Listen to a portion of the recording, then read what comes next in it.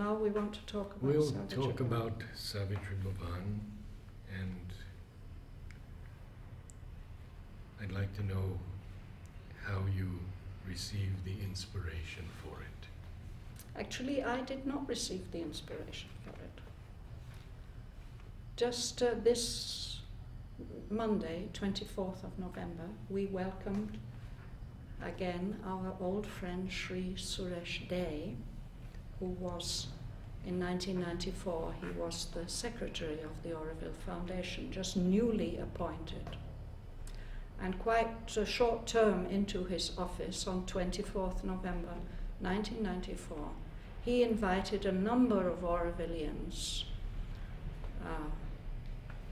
together and suggested that we should be studying Savitri. We had been reading Savitri. Mm-hmm. You had permission from the mother to read Savitri, yes. And Shamsunda had been doing it, and Rod had been doing it. But he said we should study it. And that was quite a new idea at that time, that it's possible to study Savitri. But anyway, we took it up, and the Savitri Study Circle has actually met every Sunday morning since then. Since that day, we haven't missed a single Sunday. And of course, the persona, the people have changed, but there are still some of us who were there from the very beginning. One of the people who's no longer with us is Narayan Bhai, who worked for many years at Matrimandir. Yes. His wife is still here, Bhavani, and his son, Alok, is still here. He and his two sisters were in our school in Aspiration. He was a very keen member of the Savitri Study Circle, and it happened that he and I sometimes did duty together at Matrimandir, chamber duty. And on one occasion there, he said, you know, that in Auroville we ought to have a place where all the materials that can help us to understand and appreciate Savitri better would all be collected, and that place should have such a wonderful atmosphere that anybody who set foot there, if they're a little bit sensitive, they would feel, oh, there's something special about this place, and then they'd be interested and want to find out more about Sri Aurobindo and the mother. That was his idea. So I thought that was a wonderful idea. And so we shared it with the rest of the group. And because Suresh Dey was still secretary of the foundation, he was able to arrange almost immediately a meeting with Roger, who agreed that something like that could come up, and asked for the people who were in charge of allotting plots to offer us a choice of plots. 3 plots were offered in this area, and Helmut, who was a founding member of the study circle, he suggested to us that this would be a very good one. It's from the point of view of the galaxy plan, it's right onto the crown, and next to it here is the Saraswati Park, and yes, Matrimandir is just over there, and Sri Aurobindo Auditorium is just over there. So in his design, he wanted to incorporate these references. And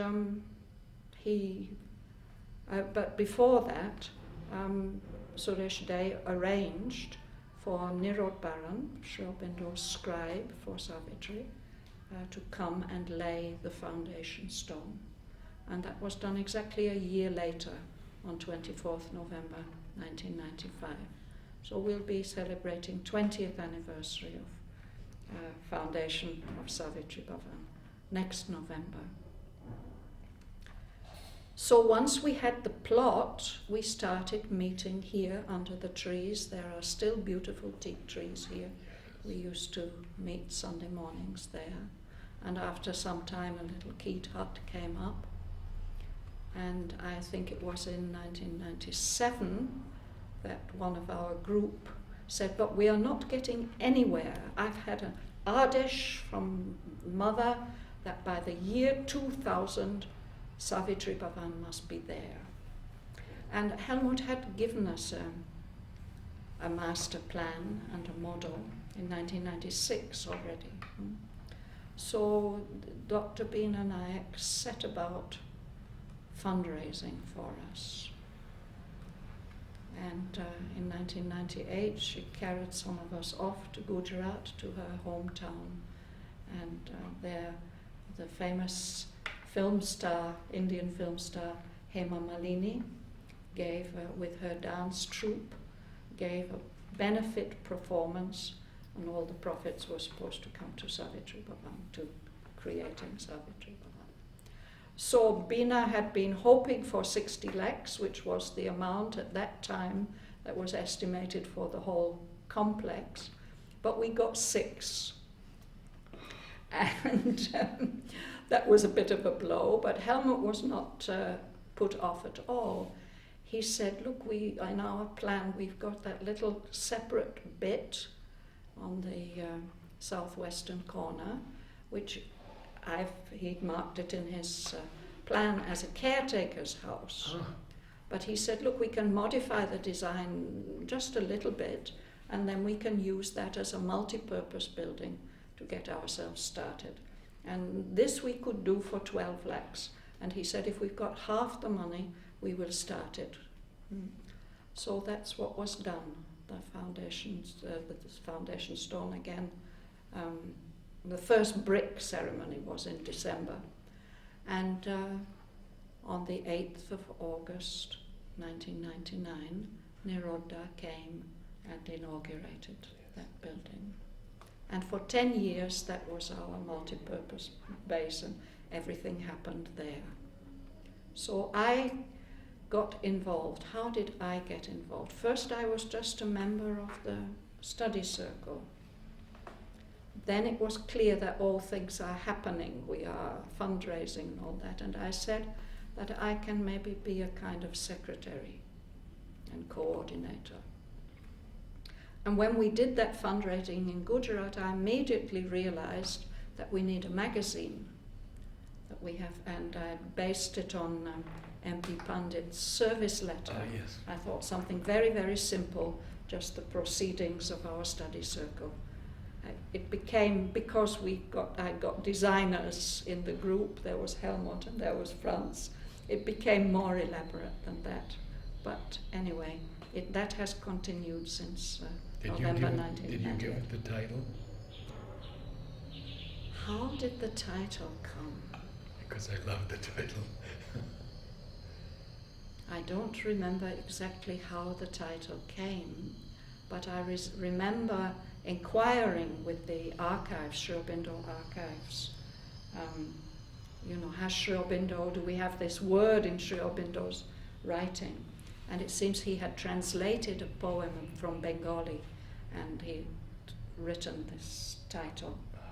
And so we asked permission from ashram trustees and they gave us permission to use that. And then once the building was there, it was clear that somebody has to be in attendance. So that turned out to be me. And I call myself, to this day, I call myself the project coordinator. That's my function. So, and very early on, Tekeste, our friend Tekeste Very from well. Ethiopia, Very well. he was at the part Om- of that group. He was He at the came. Om Choir last night. He asked me when it happens, yes. Yes. He said, I have some experience of office work. He's a retired diplomat. I think he had to do some office work in the embassy in Delhi. So he came and helped me with records and with, above all, with accounts.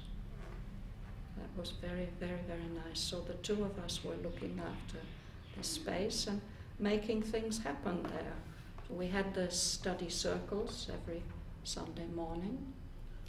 We organized some exhibitions. We started a book collection. and people started coming and giving courses. Actually, the very first person who started a course before we had the building, when we still had a Keat hut, it was Ananda Reddy. Oh. Aurovilians requested him, won't you start a course on the life divine? Oh. And he did that.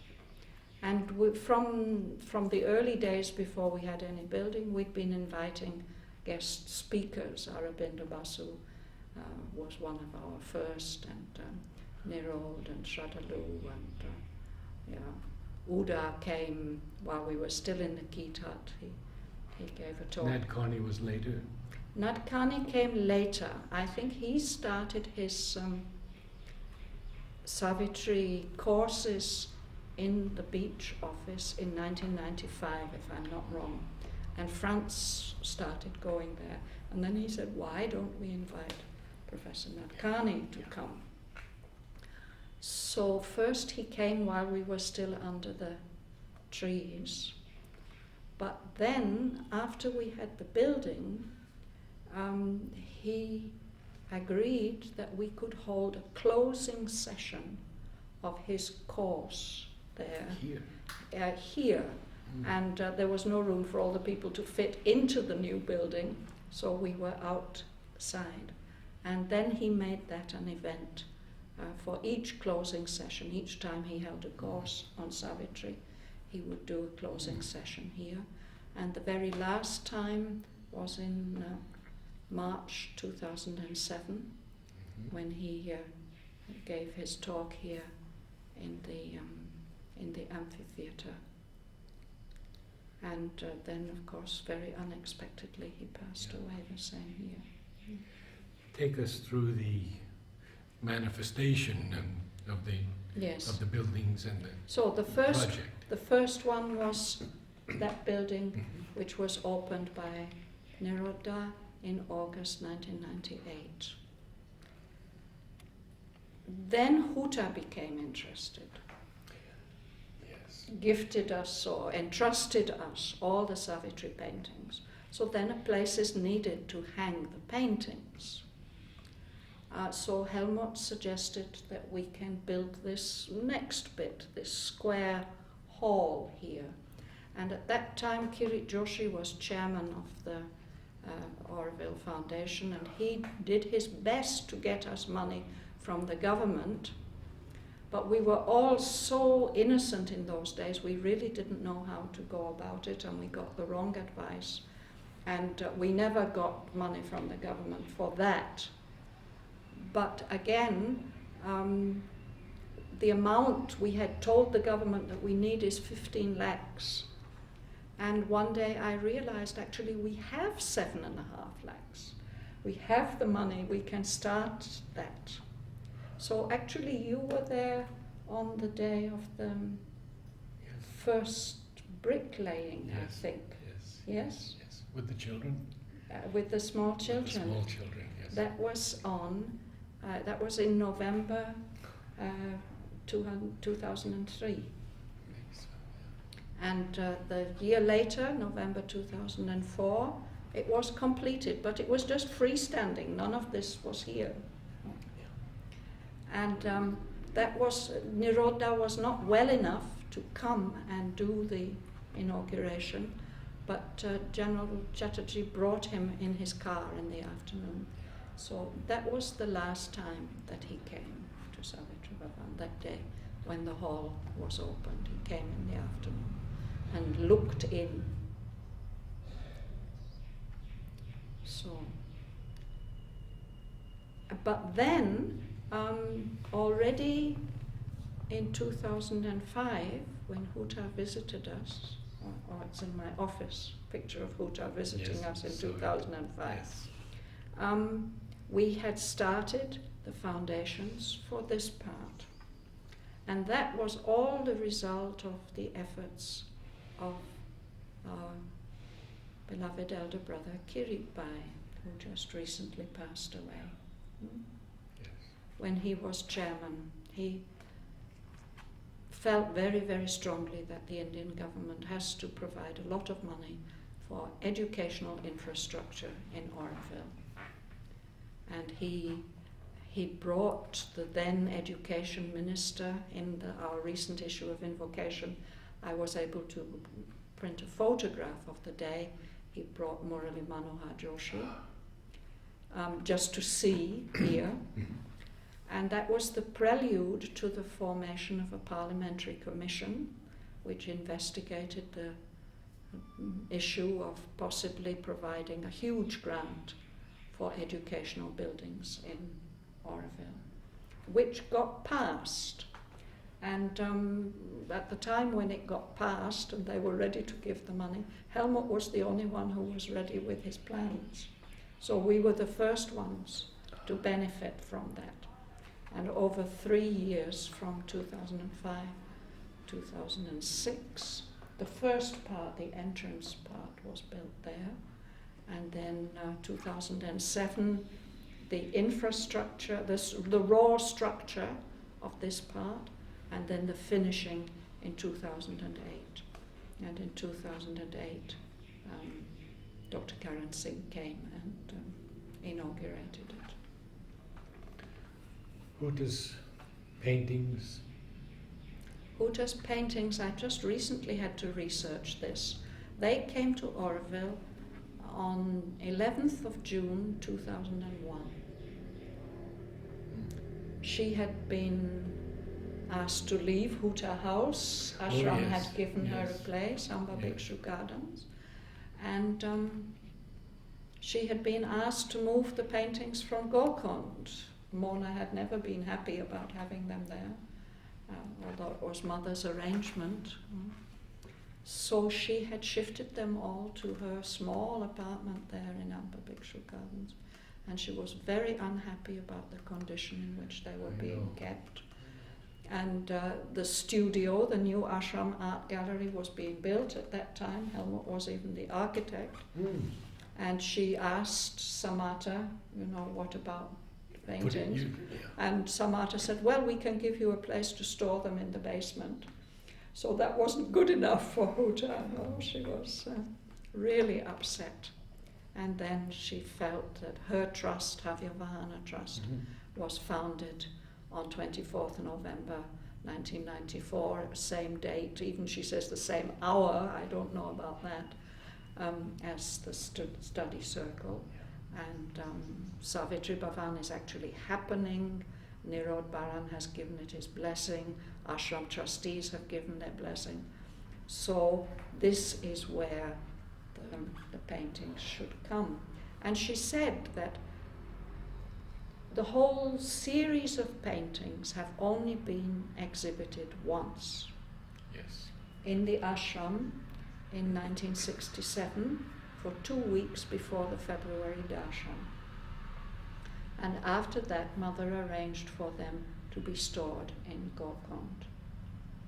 So people visited there, they could see them there, but that's the only time they've been exhibited. And Hoota says shortly after that, she spoke to Mother about it. She said, Golconda is a place for people to live, but where can Savitri live? She needs her own home.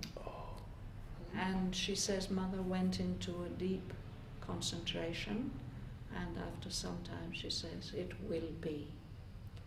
So when Savitri Bhavan started coming up, Hoota felt this is the place. We had not dared to dream that Hoota's paintings would come to us. We thought we would try to gather all the materials, we would try to make it such a beautiful place that perhaps she might occasionally allow us to exhibit something. But then she approached us. I renewed my acquaintance with her after a gap of many years, going back to, I don't know, the late 70s perhaps. We had smiled in the street and so on, but no close connection. Now I had to work very closely with her, actually from that time, 2000, up to her passing in 2011. And how did the funding come? From the government, but also other areas? Well, Because apart from this main building, Yeah. which has been funded by the government, everything else has been funded by people who believe that Savitri is important, that Savitri studies are important. So all the money for the first building, the second building, all the money for the hostel, this has all come from private donations. And they were encouraged by Narad Bhavan, they were very much encouraged by Dr. Nadkarni, and latterly I think they've been encouraged by the work that we are doing. tell us a bit about the hostel. Well, actually, it wasn't in the original master plan, but as soon as we started, I began to feel that we really need to have a place where, if people help us, if they are donors, we should be able to offer them a place to stay for a night or two.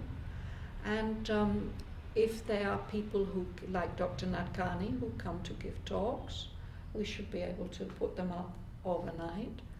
And if they come to help us in our work, there were more and more people coming to help us in our work. And in Oroville, it's not always easy to find accommodation for people. So it had been somehow my dream that we should have a hostel. And well, that came about because when my mother passed away, I inherited half a house in England, and my sister gave her half of the house to her daughter, but I said, I'm sorry, this is my only inheritance, and I've promised Mother that it should come to her. So my niece very, very kindly, generously, she took out a mortgage on the house and was able to send me the starting money for the hostel. And then that was made up by other people, and actually we're still a little bit in debt, but we definitely hope to clear it off by the end of the financial year. We had to take an advance of 20 lakhs from Oroville, but it's all been paid off since beginning of 2013. So we hope that will What are the secure. current programs at Savitri Bhavan? Well, one of them, of course, is the Om Choir. Yes. Anand Reddy, after a gap of some years, he's coming again. He's now speaking about Savitri on Monday evenings. I do some classes. The Savitri Study Circle continues on Sunday morning, but in December 2008 we decided to start reading, as we read Savitri, to read the Life Divine. So there's a group of about 20 people who are faithfully continuing with that, and we are somewhere in the middle of part 2 of book 2. I don't know how long it will take us to come to the end. But I feel that's a very, very significant thing that's happening in Oroville. It's somehow, some of the lessons, some of the sessions, we can feel our brains growing, and then there's the sense that, well, look, here are these Orovillians and their brains are growing together by the study of Sri Aurobindo's philosophical masterwork, and this must be having some kind of positive effect, I believe. So, and the other one that I do is the English of Savitri. That's on Thursday afternoons. Life Divine is today, 5:30 to 6:30. English of Savitri.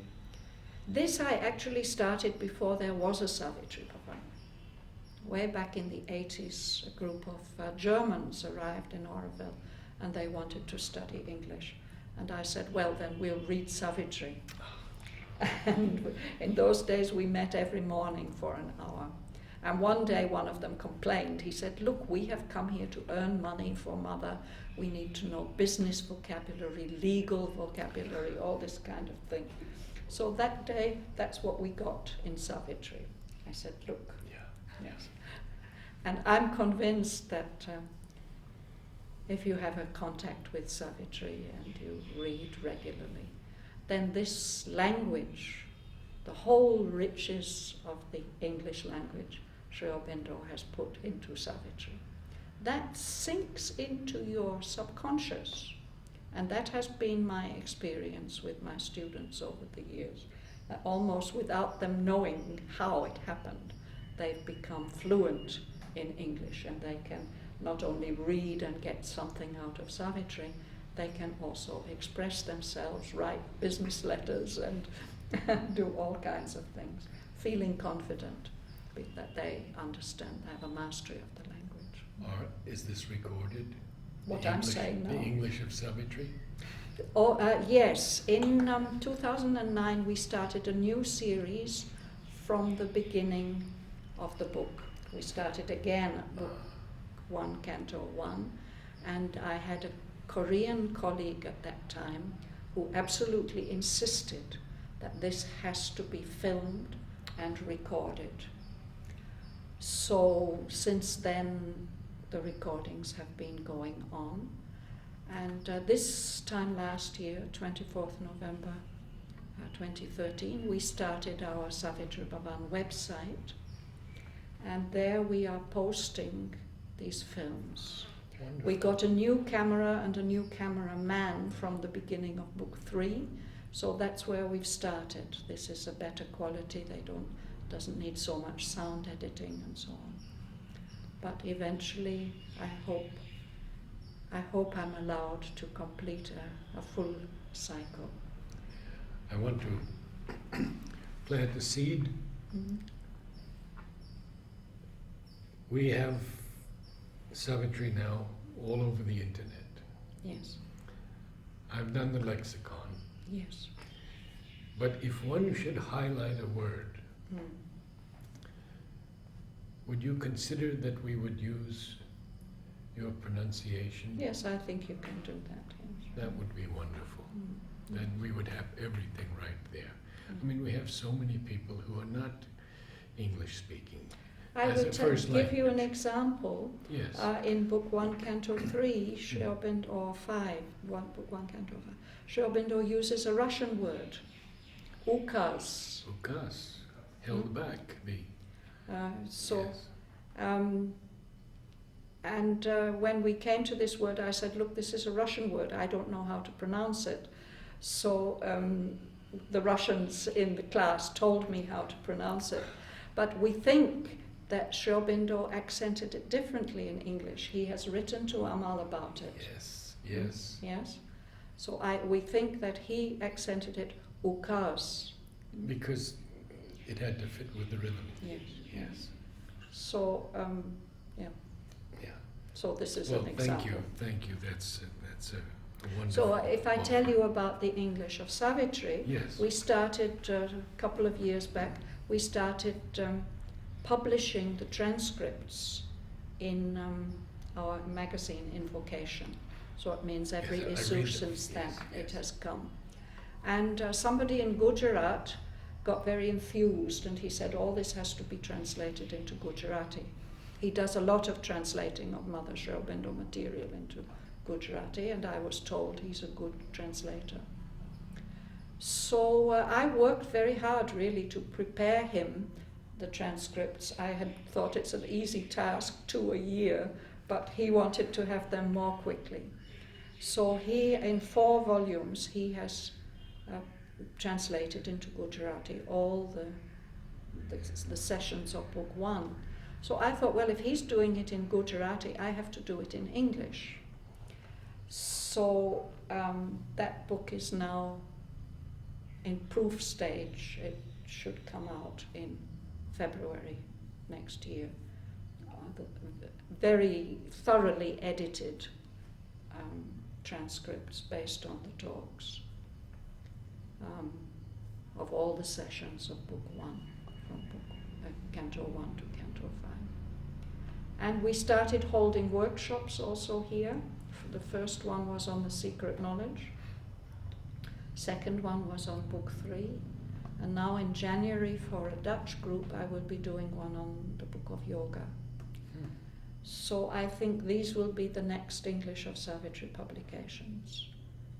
First book 1, then book 3, then book 7. And meanwhile I had to do the Nadkarni Memorial Lecture last year. Oh, you did it last. I did it last year. Prema is doing it this year. And Prema was supposed to do it this year, and we had to postpone, so she'll be doing it in February. Yes.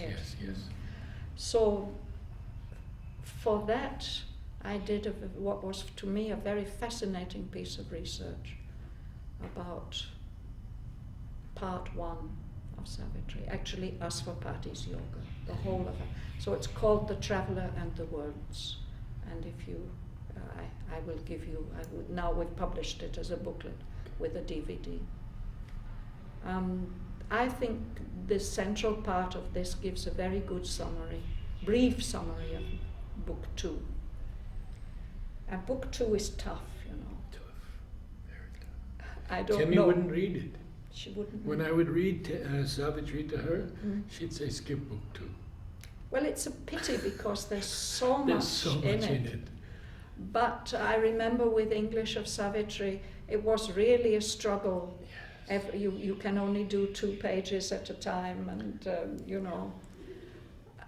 So we have also omitted some parts. I think, like Mother, when she was making the paintings, she omitted book 8. Yes. She told Huta, I have seen all these worlds, I don't want to bring them here, we are not going to make any paintings of this.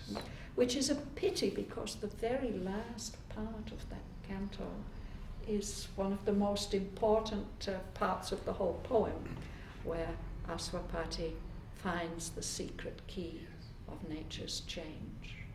But anyway, so I, with the group, I just read that last part. And recently we were somewhere else in book 7, canto 2, the parable of the finding of the soul. There Savitri has a long dream or vision of the whole universal history. And there's one section of that which is also about these dark worlds and the forces that take possession. So I said, we don't need to read this in the class. But on the whole book will be covered. Okay. And for me, these 2 things together, the detailed textual reading with the class, every word, every image, every sentence, gone into in detail. This has been such a help for the Savitri Study Circle, because there we take a little bit wider view, and we see them. We don't go into such close textual detail, although we're doing it more and more because it's so worthwhile. But so these 2 things, and now for me it has been 20 years. This has been an absolutely marvelous experience. And what do you see for the future expansion of Savitri Bhavan? Of course, we've talked about the gardens. Yes, there's the gardens, definitely, the Savitri Park. Yes. There are 2 more parts of the complex to be built. At the back here, the Sangam Hall, the reading hall. We envisage it as a multimedia small auditorium, perhaps for 250, 300 people. This will actually be the next one on the list. And we hope to have an inauguration perhaps in 2015. I mean, a first brick ceremony. And the other part that we feel now we have to do is that Huta's wish, and she said Mother's wish, was that all the meditations on Savitri paintings should be on permanent display. And you need room for And that. we don't have room for that. Yes. So somebody, I think it was even Shraddhavan, looking at the model, said, you just have to double the size of it. And Helmut has taken that up, that yes, we can kind of mirror the existing one at a little distance. then it would be possible to have the full series on permanent display. So with these two things, then the premises would be, we could say the complex would be complete. For the program, I just hope that it goes on growing organically as it has grown with the mother's inspiration. All the time I feel that it is she who's the motor, who's driving this. On the day when the foundation stone was laid, Narad Bhavan invoked the presence and blessings of Sri Aurobindo and the mother. And it was palpable, the response. That was the moment when I became hooked to this project, because it was such a powerful feeling of them saying, yes, tatastu. You know? And we've been trying to live up to that. Soon I will not be able to continue with the administration the way that I'm doing now, so there's a management team coming up who will take over that part. As long as I can, I will go on doing research and sharing and PR to a certain extent. Yes. I see work going on all the time down below. Yes. Yes. And that is... Yes, we have these rooms down here for the researchers. There's a lot of curatorial work to be done with Huta's treasures. Mm-hmm. So that's an area that needs developing. The reading room could use a proper librarian who's dedicated. It's a small collection, but it's a significant collection. If there'd be somebody who has really professional knowledge who would. And then one of the plans is that the catalogue and the Savitri bibliography, we are trying to keep up with this, all new publications on Savitri and journal articles on Savitri. This can all be posted on the website. So I think the website will become richer and richer. In closing, would you recite a few lines from Savitri for us? Well, I must say I don't have anything in my memory. I'd have to go and get a book. There's no such thing as focusing entirely on Savitri. Savitri is so universal. The mother has said he's put the whole universe into this book. No, but So is life divine still. Life divine is life divine. But if we want to understand and appreciate this book in depth, we need to study and read everything else that he's written. We need to study and read. We have to go deep into the mother's work and even the mother's experiences, as told in Agenda. And we have to study Vedas. We do have Sanskrit classes here. We know Vladimir is no longer here, but more and more we see that this is the Vedic knowledge, and he uses a lot of Vedic imagery. In Purani's book, he gave us beginning insight into it. Yes. No, And what we find, is that reading the two simultaneously is very enriching. That it happens so often that what we've been reading on Sunday in the Savitri class, we get in on Wednesday in the Life Divine, or vice versa. What we've been, of course, now we're reading about the other earths, the other worlds in Life Divine. So that helps so much to understand Book 2, you know. So I would not suggest trying to cut up Sri Aurobindo into, but the more centers there are for studying Sri Aurobindo's works, the better it is. Even inside in Aurobindo? Anywhere in the world. But we are not focused just on one book. But still, the question was, do you think there's a need to build another center which would be like in philosophy or on like divine synthesis? Is it this? This is not up to me to say that. No. Just your personal feel. Or it could I be mean, centered here as for well. the moment, for Oroville, this is the center, I feel, where we are trying to open the mind. No, Mother has given us Matrimandia. That's the soul of Oroville.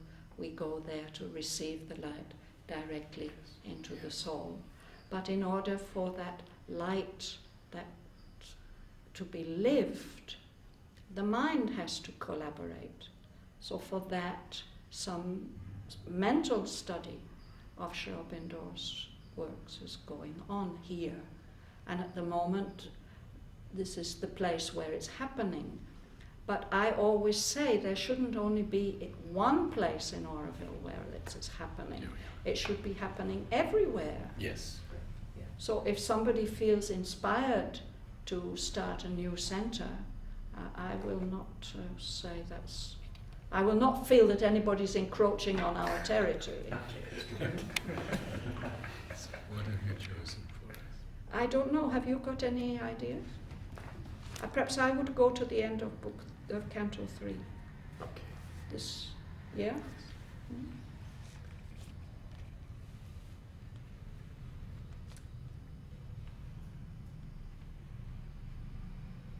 This is a part of Savitri. Of course, we're told that Aswapati, Narad told us that Aswapati, it's Sri Aurobindo, this is his spiritual autobiography.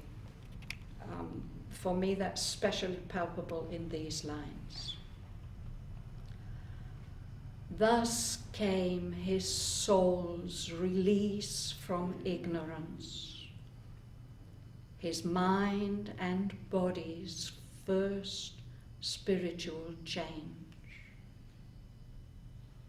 A wide God knowledge poured down from above. A new world knowledge broadened from within. His daily thoughts looked up to the true and one. His commonest doings welled from an inner light. Awakened to the lines that nature hides, attuned to her movements that exceed our ken, he grew one with a covert universe. His grasp surprised her mightiest energies' springs. He spoke with the unknown guardians of the worlds. Forms he descried our mortal eyes see not. His wide eyes bodied viewless entities. He saw the cosmic forces at their work and felt the occult impulse behind man's will. Time's secrets were to him an oft-read book. The records of the future and the past outlined their excerpts on the etheric page. One and harmonious by the Maker's skill, the human in him paced with the divine. His acts betrayed not the interior flame. This forged the greatness of his front to earth. A genius heightened in his body's cells that knew the meaning of his fate-hedged works, akin to the march of unaccomplished powers beyond life's arc in spirit's immensities.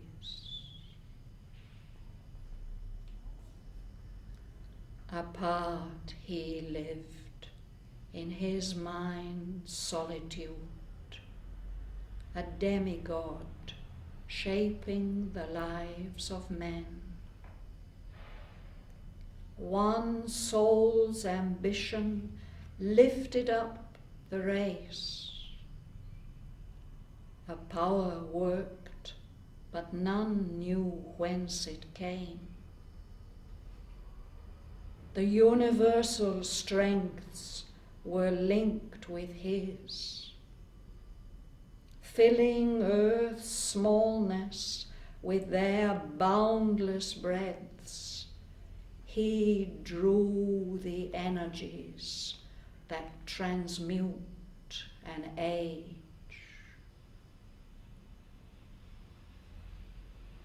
Immeasurable by the common look, he made great dreams a mould for coming things, and cast his deeds like bronze to front the years.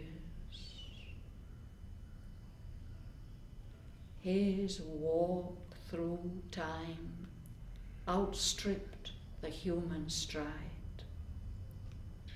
Lonely his days, and splendid like the sun's.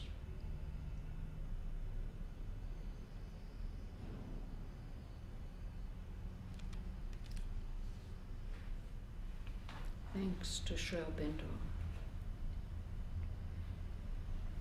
Thank you for this very special. Thanks for the opportunity. Thanks to all of you.